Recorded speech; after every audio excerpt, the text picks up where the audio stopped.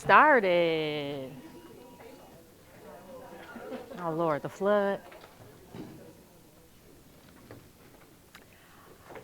Hello, good evening. My name is Sarita Smith. I am the Executive Director of Student Assignments, very, very new to DeKalb and to Georgia. So I'm excited about this work and super excited that you guys are taking time out of your crazy busy schedules and away from your families to join us on this journey of looking at buildings, boundaries, and programs and how we can reimagine DeKalb kind of in its totality and not in subsections. So I want to first just introduce some folks in the room, your board member, of course, for our areas here, helping out. And we have some staff, some district staff that will also be around and just kind of helping be content facilitators and kind of helping ask some probing questions as you guys break off into your groups and do a little bit of work. A little bit of housekeeping. The guest Wi-Fi is not working properly. So if you did bring a laptop, I can come around and give you a password for another Wi-Fi that can be used. Exit door over here. I believe you can get out that way as well. And then there is a bathroom as you go out here to the left. There is a men and women. They are single stall, single use. All right. All right. So for our agenda, we are going to just quickly go over some of our norms. We did put some of our norms on your tables. There's our little table tents now, just to kind of remind us as we're having these conversations. They can get a little personal, just to remind us on how we can be respectful around the conversations that we have at our tables. The purpose and non-purpose, we'll be hitting on those a lot. This group is not encompassing of everything. We are not tackling every issue in DeKalb. And so there's some big questions and guiding questions to kind of help keep us in the spirit of what we're looking at. And so if something comes up that, again, is not a purpose of this committee, I will reassure you back to that comment card and say, like, that's not really a purpose of us. I hear you, and let me get you to the person that is responsible for that, but that may not be a purpose for our committee. The first meeting we had, I gave an exit ticket. There was a lot of good information. I'm going to quickly just go over some of that information. I am not an expert by any means in all the things, so I am here to learn too. And these meetings will really be guiding kind of what you guys give back to me, and I will shift, right? And so I gave responses to the exit tickets. And so I'll go over a little bit of that with you. Moving forward, you'll probably get that in an email from me, especially if it's like, hey, I think this thing was missing, and I find it, then I'll get that to you guys as we go along. We'll understand a little bit about our big questions and how that's going to guide our process. We're going to look at two kind of in groups tonight. We'll review kind of high-level data. We're at your tables. You'll kind of get into the meat and nuts and bolts of that. There will be some great conversations, and we will be circling the room and answering questions as they come along, as well as, again, helping kind of guide the conversation. You guys will have a worksheet that you're going to use. Again, like outside of the big questions, there's some guiding questions connected to the big question, and that'll kind of, again, help move the conversations in your group. We'll do a little share out. We probably won't get to the Trigo Ed part because we're very far away from doing that at the moment. And then I'll tell you guys what's next. And every meeting will end with an exit ticket. I do look at the feedback. I do respond to the feedback. It's lots of emails, but I truly, truly do look at it. And it does help guide how our group will work. All right? Wonderful. Each of the meetings will also have a working schedule. This is Kayla, raise your hand. My executive assistant who helps make all this happen and will help keep us on time. So if we are lagging too long, she'll probably wave her hand to me and I'll say, all right, let's finish up that comment, but we have to move on because, you know, I got kids and I'm sure you guys do too, so I don't want to keep us and I want to be respectful of our time. And so you'll always have that in your packets. You found your teams, yay. Again, purpose and non-purpose is on your table, so we're not going to sit in that. There's one outcome of this meeting. I've already had one of these, so I've done some learning already. And the hope is that you guys are really comprehending the data set assigned to you, and we'll talk a little bit about what that means. I think the other outcome that I'm not going to put on here, didn't put on this screen, is to just learn the committee and learn what kind of learning style works for you guys. Because again, based on the information you provide and the feedback, we may tweak how the meeting looks fields, etc., right, based on that. Now, again, there's a format to how this works, so I'm not going to steer too far away from that, but within those confines, we can flex a little bit, okay?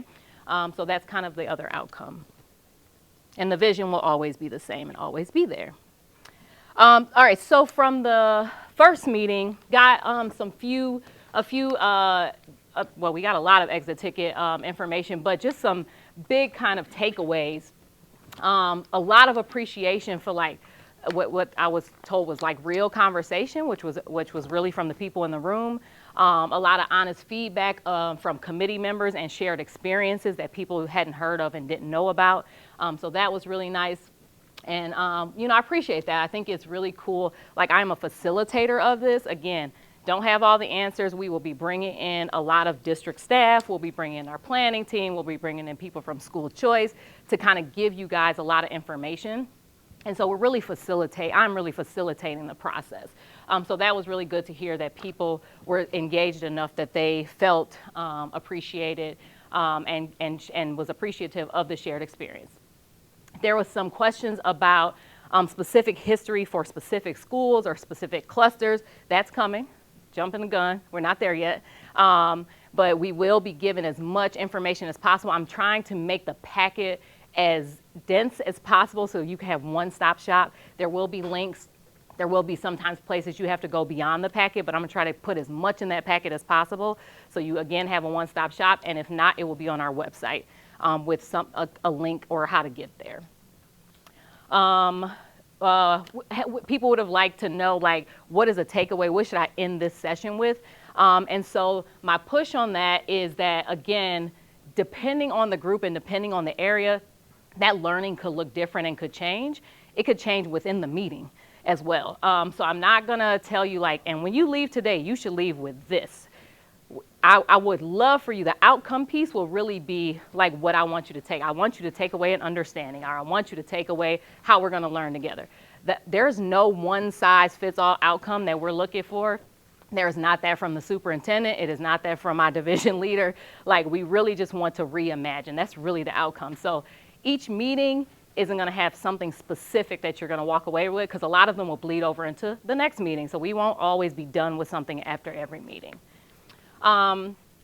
Accuracy of some dates, especially for middle school inception, agreed. So the middle school inception in DeKalb is it's more like a timeline. Actually, some schools started with just 6th grade, and then there was like a 6th grade and K6, and then there was 7th, 8th. So I went to planning. I said, hey, people said that this was wrong. What y'all think?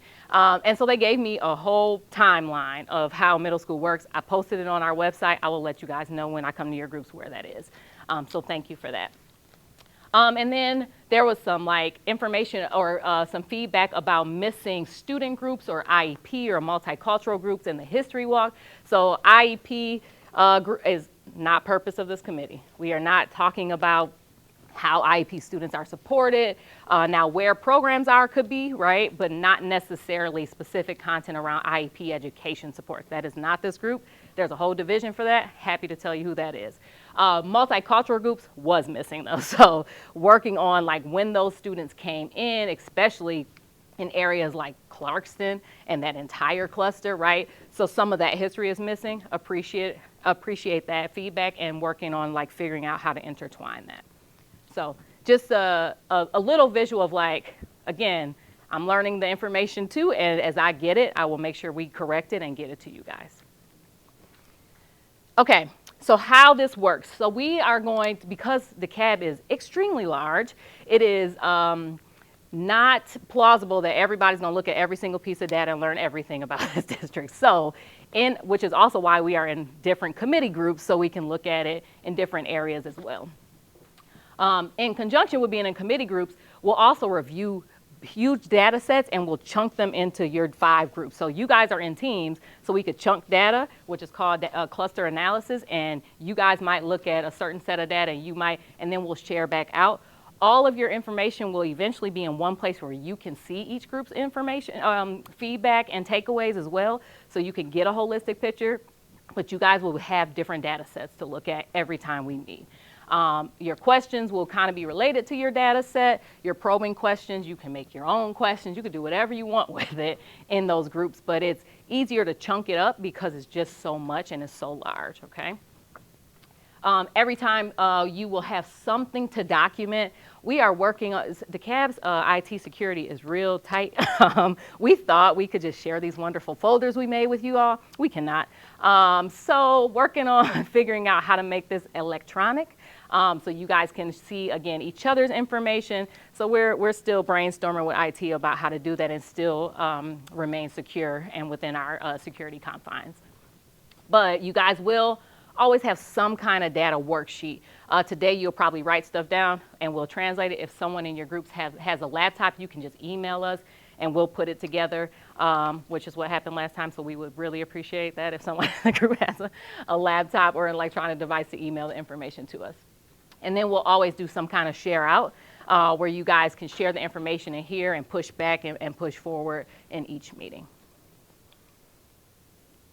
Okay, so again, every meeting will have some kind of big question. These are also on your tables. So this one is really, when we think about our buildings, it's really about right sizing our district. If you recall, in our first meeting, we at some point had a little over 100,000 students. We're nearing, and especially projection-wise, more to the 90,000, right? So that means we have too many buildings per amount of students that we have, maybe. Or how do we use them differently? Right? And so the question kind of came around that, like, how do we determine right sizing for our district to adequately serve the current and projected student population? That is very dependent on area, it's dependent on program, it's a lot. So this first stab of packet and data information is really we just threw a lot in there from planning. There is stuff around building size, there's stuff around projections, there's stuff around historical enrollment data. There's heat maps in there. There is stuff about kids that are in private, or excuse me, not private, I'm missing my words. Thank you. Charter schools. Some that we own, some that we don't. There's program enrollment data. This is, again, just try to get a feel of looking at a lot of information and answering questions. We are not leaving tonight with, hey, we figured this question out. This is a kind of practice trial run, if you will, on how to look at data, work in your groups and your teams, and try to answer some probing questions, okay? We are not going to get to recommendation type stuff until months from now, right? So we're going to do a lot of learning first and then eventually use that learning to get into recommendations. But that's why it's important for you guys to capture it, because we want to be able to bring that back to your table so it's not lost. So as you start getting into some of that, we're like, hey, remember meeting one where you said, right? We want to be able to have that information. All right, any questions about that? All right, there's one more. I'm going to skip past a bunch of stuff because you're going to do this in your groups. The other question as it relates to buildings, it's a lot of slides. So there's a lot of questions both from our operations and planning team about fields, athletic spaces at schools, which is vastly different across particularly our high school and middle schools, and these wonderful things we have called stadiums that look like they were built in 1905. That is a part of buildings. We own that, right? So there is question about how we can make that better, and how do we ensure that families can be able to support their kids, right? Like my kids did athletics. It was very different experiences at the different stadiums that we went to. Some schools can handle and support athletics, but we don't do it. Why, right? And so one of your groups, I think group 4, will kind of answer, we'll be looking at this question. Everybody else is going to look at the other ones because that one just has a much larger data set. Okay? Cool. Questions so far? Sorry, that was a lot of talking. So questions. Any clarity about today? All right, so what you guys are going to do in your groups, and you see right here, I kind of highlighted teams 1 and 5. You guys are going to look at buildings, capacity, and enrollment, those slides. So all the slide decks are kind of broken up by these big orange, beautiful circles here. So each circle is a separate chunk of data, okay? So you guys will be looking at data in that's groups 1 and 5. Team 2, you're going to look at our program schools. And I'll come around and tell you just a little caveat on that, because there are programs, there are schools, there is school choice. I'll give you that list is not all encompassing of every single program in the district. We'll tell you why. So team 2, programs. Team 3 is going to look at forecasts, like what's going to happen for our district as far as enrollment. And then team 4, again, we'll look at the fields and athletics, okay? So we have like 45 minutes just in your teams. And again, we'll be kind of coming around, giving you a little information, and then Kayla is passing out the worksheets, which again has some probing questions for you guys around each of those areas, okay?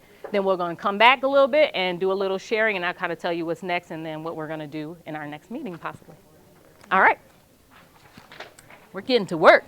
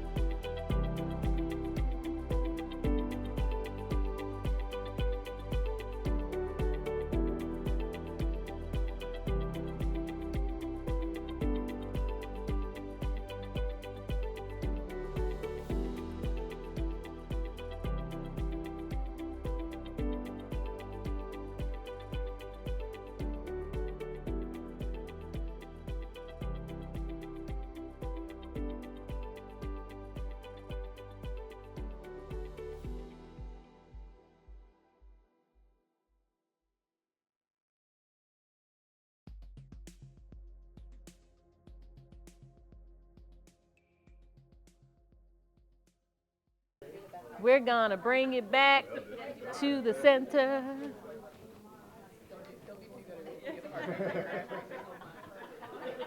Okay, so a few things. One, thank you. Your conversations are enlightening and thoughtful, and so are all your questions that you're probably going to email. Very, very much so appreciate that. I wanted to point out this document and the related data and references. This has a few links to our planning page. It has a lot of information on it. So much so that I probably dived into this the first 2 months that I worked in here, like just different, just click around. It's kind of your homework. Just look at what's on there. There's a lot of information on the planning site. So make sure you check that out a little bit. We are not going to talk about this yet, but I want to hear what you guys thought.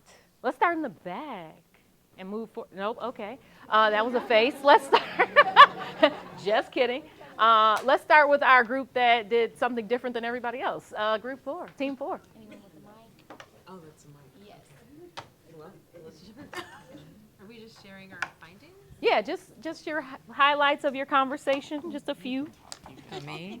I can tell. All right. We can, I think I'm going to share it. Well, our findings were that it became very clear that even though we're looking at Central, because if you look at Central, you're like, hey, we're good. We've got, like, what, 3 stadiums?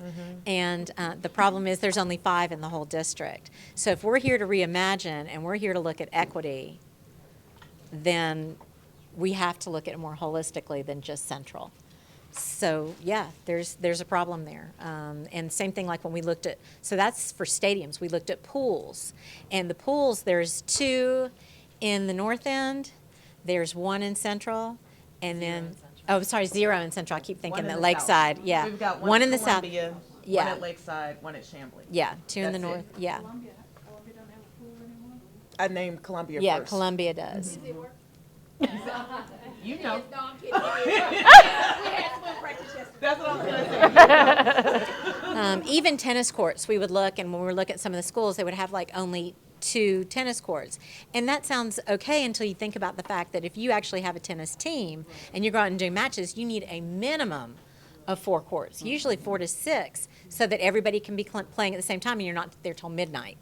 And then even just looking at the stadiums where they are, most of them are in this one small area that is a very high traffic area, and you've got people coming from all over the district, that it takes them an hour and a half. You've got kids that have to be bused. It takes them an hour and a half to get there and an hour and a half to get home. So that's not equity. Yes, That's not equity. And then their parents are less likely to be able to attend. nice. And We then there's also- no home team advantage.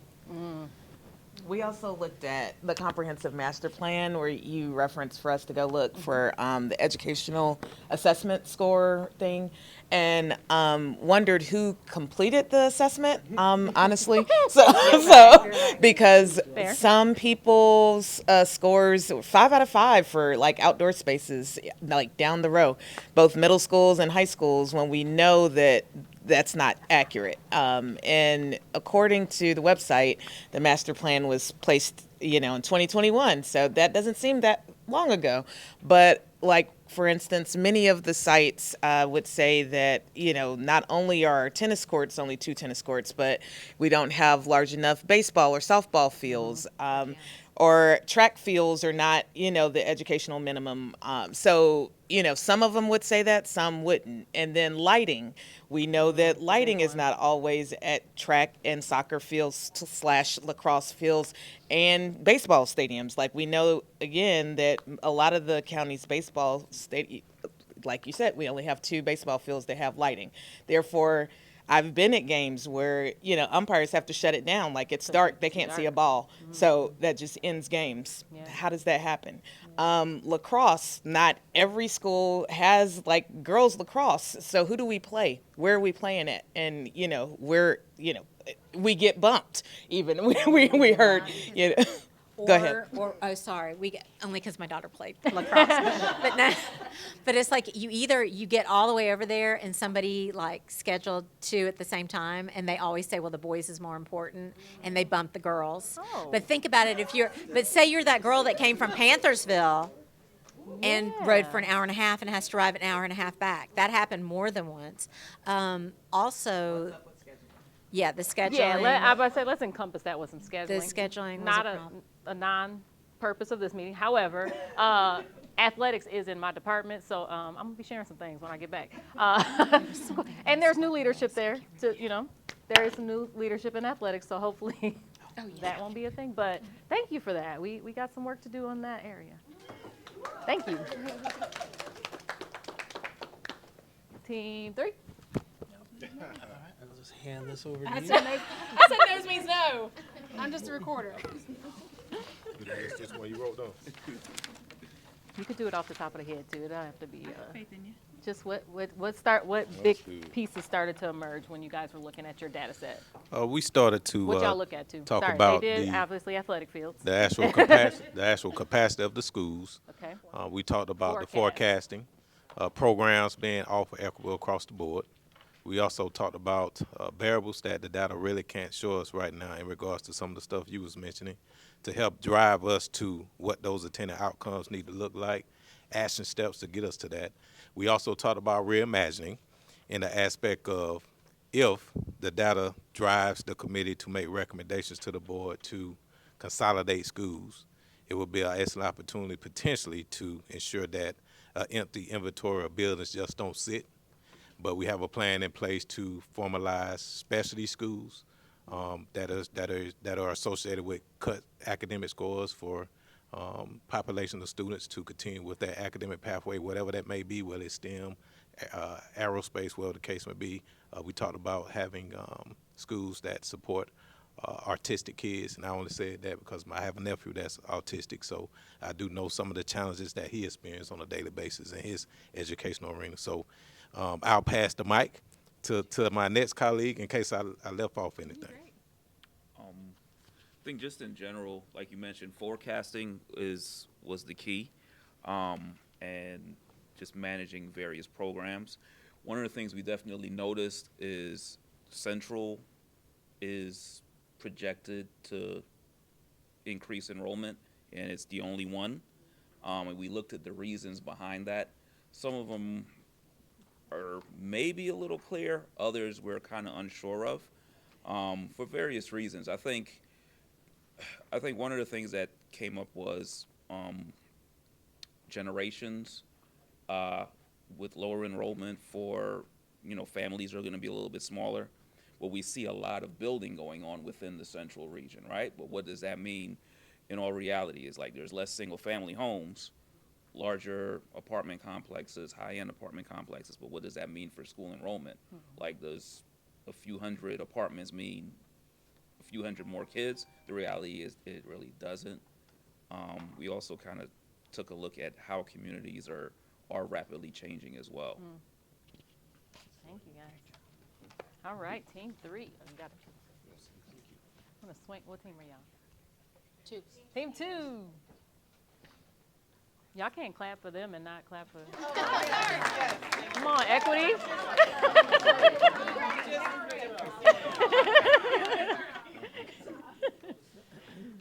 All right, so we had programs, and we did not come up with any sort of data gathering. Instead, we just came up with several more questions. So I'll highlight 2 of them that hopefully, at some point we can get some data around to help us flesh it out.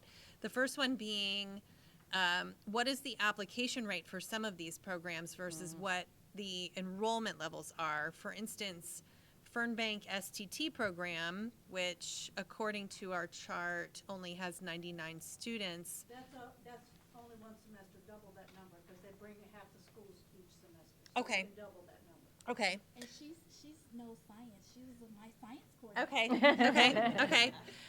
But even with that in mind, Doubled, it's still a low number. that's right. That's right. So is there room for some of these programs to increase enrollment and expand? we really talked extensively about career academies. So we've got DeKalb High School of Tech North and DeKalb High School of Tech South. North is at Cross Keys. South is a standalone facility. But they're both secondary programs, so there's no full instruction towards your diploma at these. So students have a assigned school, they go there for part of the day and then go back to their Right. assigned school. There's no So, core class. correct. So, and just to look at those numbers, so DeKalb High School of Tech South has an enrollment of 1,292 students. And at Cross Keys, where North is, there's 196 students, and we know that Cross Keys has an overcrowding problem. So, is there an opportunity to create a non-traditional school career academy like a full-time DeKalb High School Tech? Oh, I don't know the answer, but yeah. Right. I don't either. Yeah, and there's some things brewing around the tech space. Our tech director is out of town this week, but she will be a part of these conversations, and she has been involved in a few conversations around career academies. So go look that up, homework, and what that could a possibility of that looking like here too. So there's some things brewing. Yeah, the other concern on that subject was about busing. So where's the students' area of residence versus where the schools are located, and how does that busing time for the secondary program impact their entire day? Education time, yeah, for sure. And one thing that came out of this, this is my school, welcome. And Mr. Parker is at Tucker, so we're 4 miles apart. And I didn't know that he didn't have students going to South, but I have students going to North and South. So we found that kind of like, wow, aha moment. Never knew that. I wonder why that is. But so that was another aha moment for us because we work here, and I never knew that. I thought all schools had an option to go to both North and South, so that was an eye opener. And we also talked a lot about diploma choice and legislators changing things, the way we do things.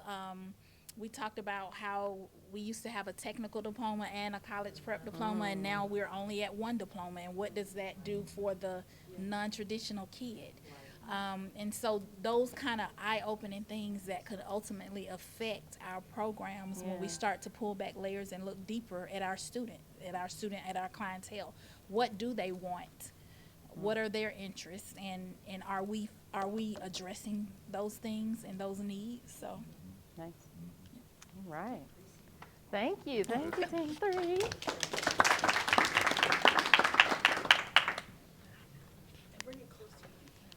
Oh, hello. Can everyone hear me? Oh, You can just talk it's not loud. for you. I'm Martina. This is Group 1. We'll be talking about buildings, capacity, and enrollment. We were curious about programming, engagement, and how that looks from elementary to middle school. From middle school to high school. I mean, we are all in the central cluster, and we noticed a difference from elementary to middle school and middle school to high school. When you say engagement, you mean enrollment or okay? How do you as they matriculate up? Well, and we were even Gotcha. discussing the programming, the differences in the Gotcha. magnet and IB, and even the differences in parent engagement at some of these schools, and even at the elementary level versus middle Middle and high. level Got it. and high school level. And we said we would like, what role does the elementary school experience play in the middle school selection? We had some questions around data. Maybe it's in that plan that we need to go look at, but the dates for the data, some better map overlays, like we couldn't really determine where the schools were, like on the heat maps and things like that. trends for population growth, past and projections, traffic maps, which schools are school choice and how many school choice seats there are. Like that's pretty important. And even with that school choice data, like what is your home school and where is everyone choosing to go? That would be interesting to know. Yeah. So part of your homework is definitely, so there is these three right here. It tells you the serving school, the one that says high school, middle, elementary, it tells you the serving school or the assigned school and then what school those kids actually go to. I didn't print them because the elementary one is like 0.35 because we have so many elementary schools. But it's really interesting to look at, like, there are some clear patterns and like, oh, this school is clearly serving 100, or this school is clearly getting 150 kids from this school. Why? Right? And so those charts are actually really, really interesting to look at. I would definitely dive into those. I just couldn't print them because of size. Okay. But thank you, Team One. All right. Bringing us home. Good evening. Hey. So our big question was, how do we determine the right sizing for our district to adequately serve the current and projected student population?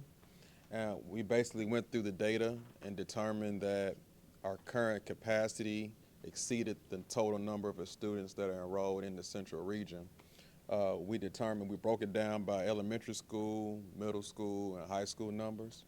We also looked at the age of the buildings in each group and determined that in the elementary cluster, there was a school, Idlewood Elementary, that's old, it's over capacity, really needs to be something done there, and we're really not set for future growth. So the idea was to possibly reimagine that school, build a new school that accommodate future growth, and reimagine what we can reuse the Idlewood building for. We thought about possibly a pre-K 3 program. We don't think the county has enough early childhood education programs in the room.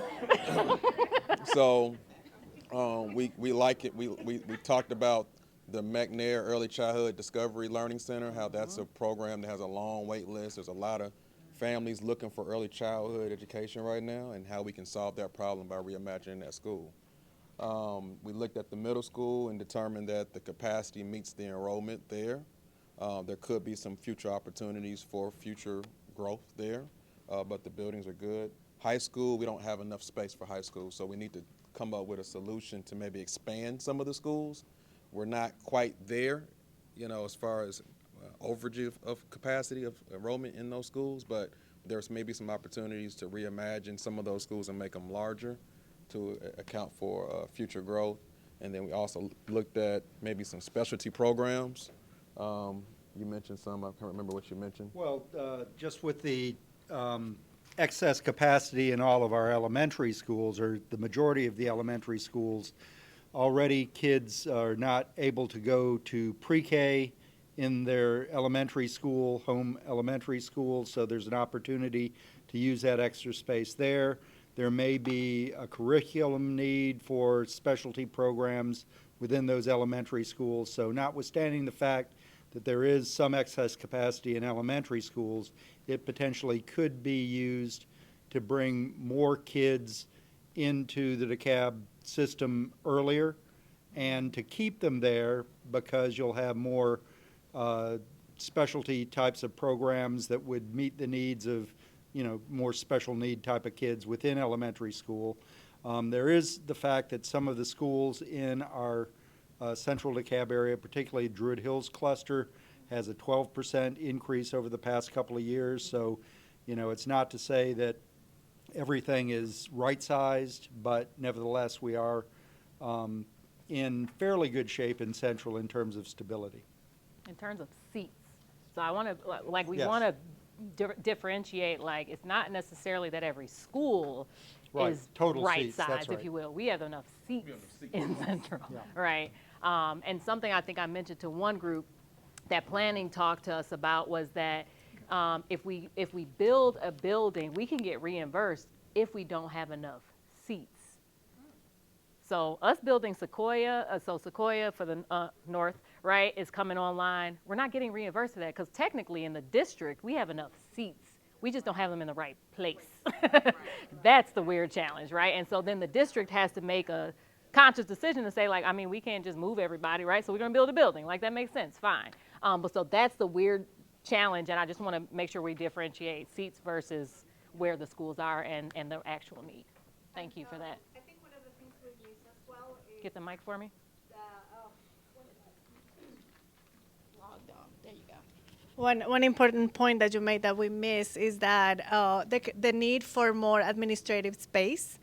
So we were asking, like, do we not have the right ratio right now? Or do we need more administrative space, or are we meeting those ratios? So we also talked about that. We need to Yes. find more space for that. So perhaps some of the spaces that are being underused can be used for those administrative spaces. Absolutely. But first figure out if we truly have the right ratio. Correct. Through Of the it, district. of admin versus classroom or school-based administration. What's that ratio is the first question. And then where do we put them if there isn't, because AIC does not have enough room for the administrators in DeKalb. So then where would we put them? Great. All right. Yes. Very good. We have one more question. We good? Yes, sorry. We're good? Okay, so this is second second group meeting, and lots of questions. There's a lot of data to look at, a lot to consider, which is why this is not like we're going to meet 3 times. That's why we're here for so long, because we're going to have to be pulling a lot of information. So one of my goals and roles is, as you guys put all your questions in there and we kind of consolidate those and I look at them, is to try to get the answers. It could be very possible from your exit survey and the questions you asked at our next meeting may be a little more learning than a little more doing, right? Because there's just so much information. So I've already talked to our planning team about coming to all of these. So someone from planning will start coming just to share like how we got here, what we have to offer. So you guys are as informed as possible as we move into kind of this reimagining phase, because there's just a lot to get. I will try to make those sessions not so much about just sitting and learning, but like there will always be like, here's some thought-provoking questions, like what comes to mind. And those questions really are just to probe.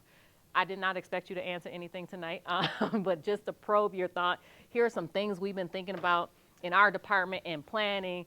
As you know, you guys as community members send information to the board and to Dr. Horton, like here's some things that we need to start thinking about as we start going along this journey.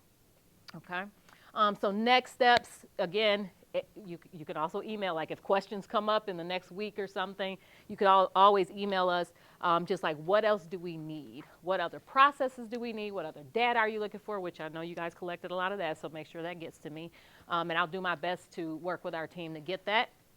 And again, just try to review those slides, especially those links on that other considerations page.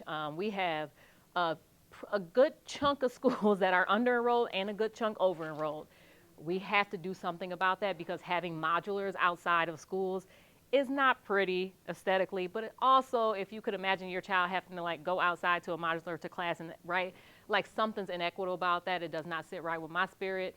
Or parents who complain to us about having those outside. So we are kind of tasked with like, how do we fix that? How do we mitigate not having to do that? So look at that information so we can hopefully try to get that, and then we will see y'all in November. So we got a month. So you got a long time to do your homework. Yes. So as you meet with all these groups, the North, the Central, and the South, and Yes. you're collecting all of the questions, Mhm. I'm assuming you're consolidating all that. How are we receiving Yeah. so we can See what's all happening in the other aspects of areas. this, Yeah. or- So that's what I mentioned at the top of the meeting. Like I'm working on it because I thought I could share it through the district. Right. I cannot. So we're working on creating some kind of shareable space so you can go in and see what the other groups are saying as well. There are also 3 meetings where we'll all come together, and the purpose of those meetings is to kind of start consolidating some of that information. So we're keep an eye out for like, hey, here's a shared something. I'm working with IT on what that could look like and what that is in this district. Yes. As we're working through our homework, can we just log into these Google Docs and add in our So your group is the first Google Doc we tried. This was our solution, and it kind of worked for some, and it didn't work for others. So we're still figuring that out. But yes, I think you have a district login, no? Is that why maybe yours worked? No. Oh, okay. Cool. Maybe it did work. We were testing you guys out a little bit because we was like, oh, we can create a Google Doc, and then it didn't work in other places. So The next meeting is the 13th, right? is that a Wednesday, please? Sorry, it's wrong on the slide. On the handout, it was wrong. They're saying it's the 13th. You'll get a calendar invite. You'll get a calendar invite from Kayla. Don't you worry about it. So please take email each group. Please email us at the SAP email. So email in addition to the Google? No, you're good because yours went on the Google Drive. Yes. Oh, you got the Google Drive too. Yes. Okay. Oh, maybe it did work. We might have a solution, y'all. I'm so excited. Please do the exit survey so I can know how to steer our next meeting. And thank you. I appreciate your conversation and your time.